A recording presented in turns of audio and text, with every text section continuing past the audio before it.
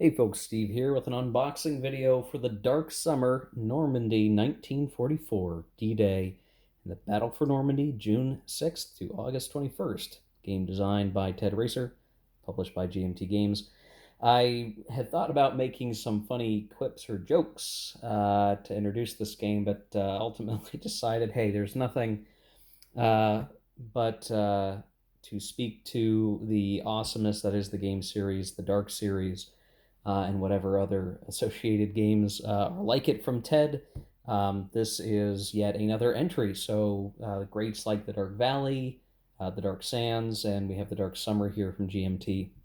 And this just arrived, and I figured I might as well do an unboxing video for it, along with the rest of the games that I've done in the series. So we'll eventually get looking at this game in its totality eventually, but for now we'll just do this unboxing video. Here is the box. It's a little bit slimmer than your standard box, though the density of the materials used for the box are definitely solid. You can see the back preview of the map, and you can read all of that blurb stuff if you'd really like to. I know what we're getting into with this one.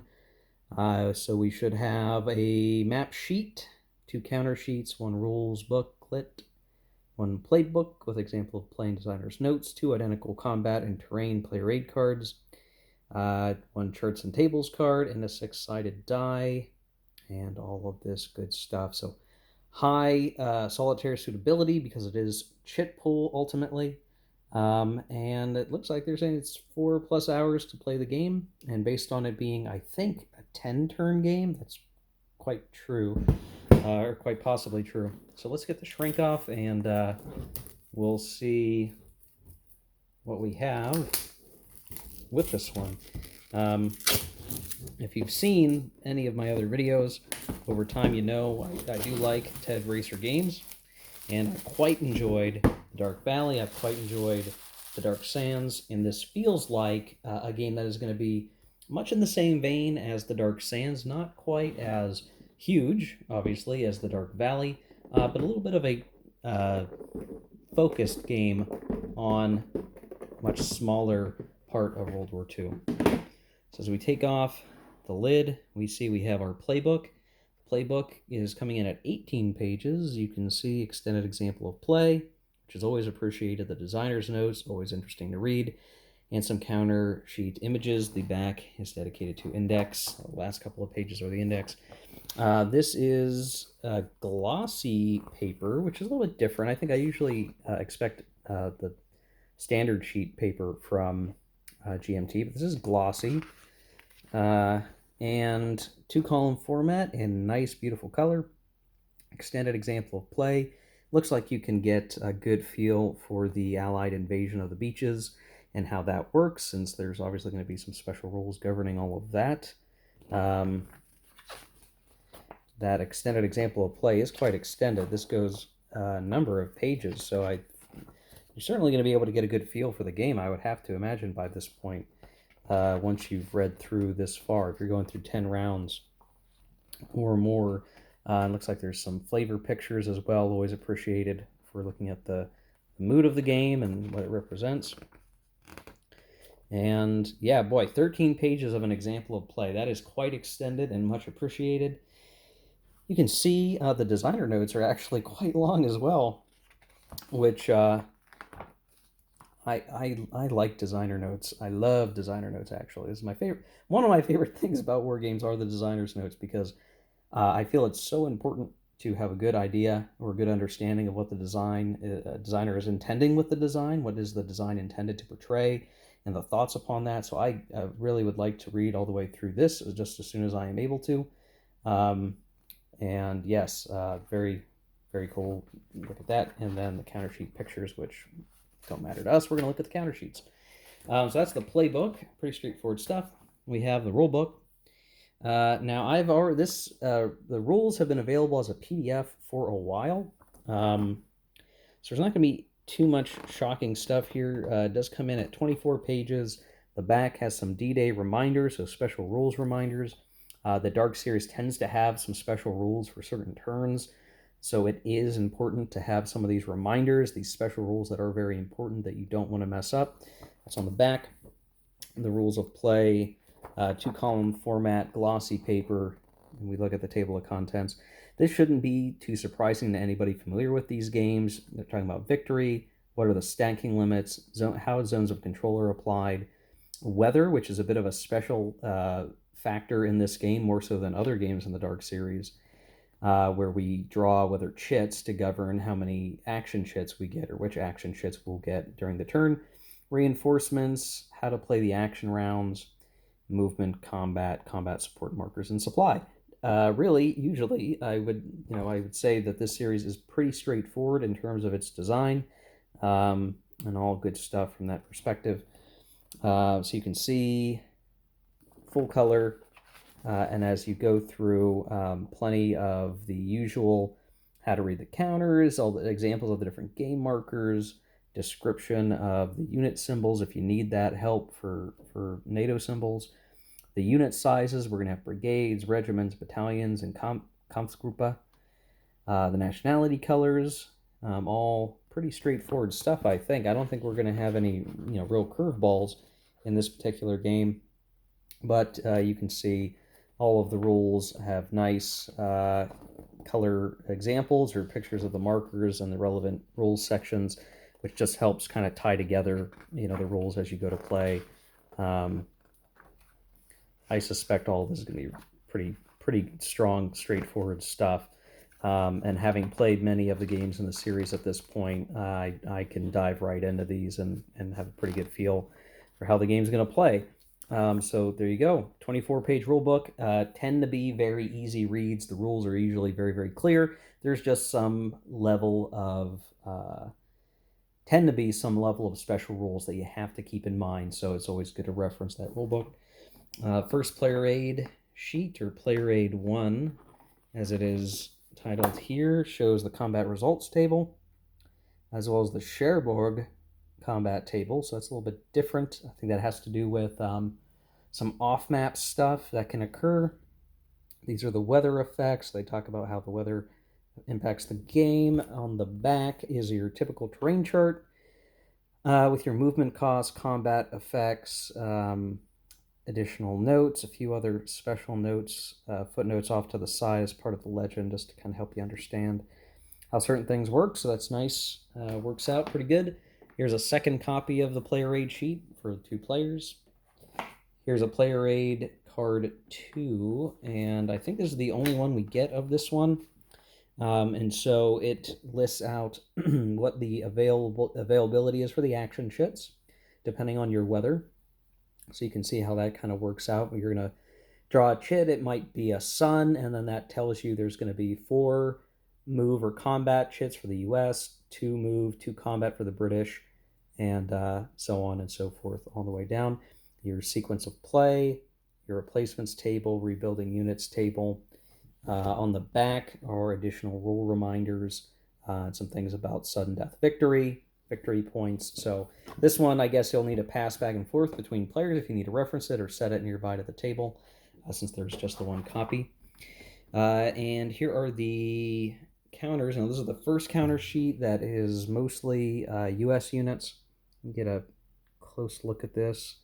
They're very basic counters. I mean, you got your combat factors, you got movement, a few other designators. And looking at the typeface for the counters, something seems a little different. I don't know if it's just the size of the text or just something seems a little off than what I'm used to. Either font size or something. Something's just a little bit different, but they look fine.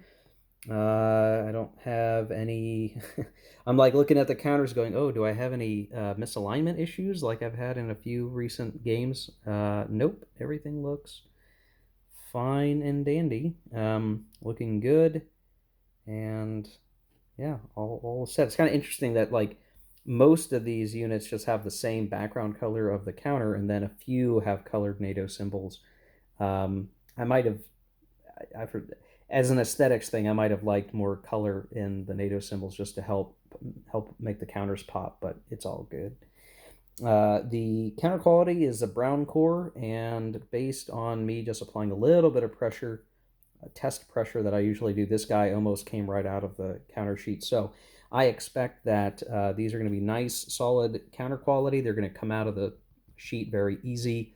And I will probably want to apply my corner rounder to these, but I know that can be controversial for some folks. One interesting thing, and I wonder if this is a indicator of things to come, you'll notice here that the counter sheet is segmented into strips of 8 in a rectangle shape. So the counter sheet doesn't go from here all the way over to here like many counter sheets. It is just in these 8 counter clusters. And I think that's interesting. I wonder, so this gets into like physics, how much tension there is within an individual part of the counter sheet as you go to punch them, that this middle bar, segmenting it into what is effectively 12 blocks instead of, several lines of sheets or lines of counters, I suspect makes it easier to punch counters that are way out here in the center of the counter sheet. I should do a whole video about the physics of a counter sheet, but I think this is kind of interesting. This is the first time I've seen one of these from GMT where the counter sheet is separated into these blocks like this. I suspect it's better for getting the counters out, but obviously you have more wasted material potentially looking at it. So I don't know. I don't know what to think about it. I think it's a good thing, probably. And if the other games that GMT is publishing are going to be in this format, I suspect that'll also be a good thing. So I don't know. But there you go. That's the first counter sheet. Just taking a quick look on the back. Nothing, really surprising or out of whack there. So all the back sides are counters. Good stuff there. We have the German counter sheet. And nothing too crazy there. The SS units are black and white. The regular units are gray and black. Again, a lack of pop in the colors of the counters just for the NATO symbol. Might have been nice to contrast them a little bit with a different shade. They're a little bit more monochrome, but that's okay. You can see the weather chits, all of that looking good. Finally, well, I guess not totally finally, you have a 6-sided die, always nice. We've got this insert, and it's so funny that the divot in the insert is like just enough for the die, so the die can like bang around in here, but you don't fit anything else in here, which is kind of interesting. These inserts are always funny to me, but I suspect after you punch all the counters, you can easily tuck them underneath. That's what I usually do with these, is whatever can't fit on top or in the gap I put underneath. So that should probably work fine. This isn't a huge game, obviously, right? 2 counter sheets, a few player aid sheets, and some books should all fit back in the box very easily. Pretty narrow profile of a game box anyway. And the map, which I will lay out here for a second, is a paper map. That's okay by my thought process because I'm going to put plexi over mine as I go, and I'll move the camera a little bit. You can see. So we've got, you'll notice there is, let's see if I can, there's a box up here for Cherbourg to denote things happening off map a little bit. And then, yeah, you just see nice green map with the different villages and towns and roads connecting them all the way through here. And then as you can see up above, there are hexes for the different waves of the Allied invasion, and the beach hexes where those will be resolved. And yeah, pretty straightforward stuff. I mean, it's a one mapper. When you think about that in terms of other games in the series, the Dark Sands is kind of a 2-mapper end to end. The Dark Valley is a 2-mapper connected at the wide side. But this one, being a single sheet, is a little bit easier on your table, and the relatively low number of counters means you should have a pretty quick play experience. But we'll look at that in the I guess in time to come, because I think once I'm done playing some other games, I will probably want to played this one as well, since I like the series so much and I've played through the others in the series. I definitely want to give this one a roll as well. Everything looks like it's a pretty good package from GMT, so I'm looking forward to trying it out, seeing how it compares, and ultimately, whatever else Ted may be cooking up for the series. I mean, it's been a strong series so far. Want to see what else may be coming down the road. But yeah, there you go, guys. That's an unboxing video for the Dark Summer. What other Dark games are to come? Who knows? Maybe we'll get a remake of Case Yellow, a game that is out of print, but is somewhat similar to the Dark series, published by GMT, designed by Ted. I think of it as a unofficial game in the series. Maybe they'll do a reprint of that someday with some refinements or some changes to bring it more in line with the Dark series proper. And that's the invasion of France earlier in the war, which is an interesting topic, right? So there you go, guys. The Dark Summer, Normandy 1944, new game from GMT, designed by Ted Raicer. Another entry in the series. Hope you like this video, and we'll see covering this game in the future. I'll be looking to do some gameplay videos of this at some point in the near future. So thanks for watching, guys. See ya later. Take care. Keep gaming.